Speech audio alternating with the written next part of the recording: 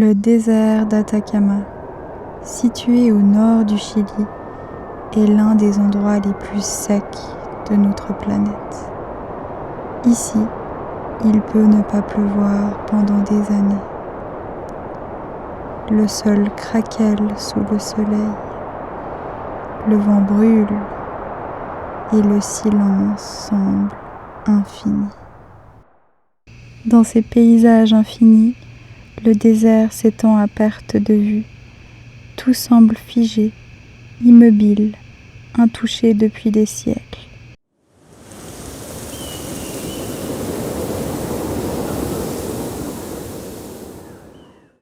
Et pourtant, parfois, les nuages s'aventurent jusque-là. Quelques gouttes tombent, glissent sur la terre craquelée, réveillant peu à peu ce que le regard ne voit pas encore. Au coucher du soleil, le désert s'embrase d'or et de rouge. Puis la nuit tombe, dévoilant l'un des ciels les plus purs du monde.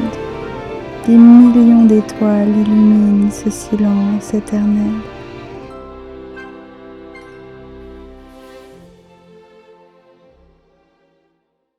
Et lorsque tout semble dormir dans ces étendues sèches, c'est là que le miracle se produit. Des milliers de graines en latence dans le sol depuis parfois des années se trouvent dans les conditions parfaites pour germer. Nous assistons alors au rare printemps des vallées du nord du désert d'Atacama, où soudain le sable se pare de milliers de fleurs. Elles apportent la vie et attirent par leur parfum toutes sortes d'insectes et d'oiseaux. C'est alors tout un écosystème qui s'éveille.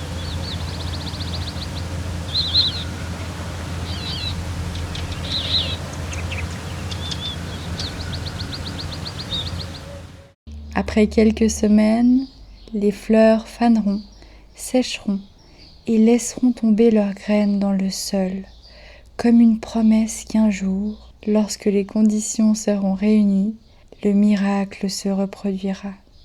Ce désert fleuri nous enseigne qu'il y a toujours de l'espoir, parce que même dans le coin le plus aride de notre planète, la nature arrive à se frayer un chemin.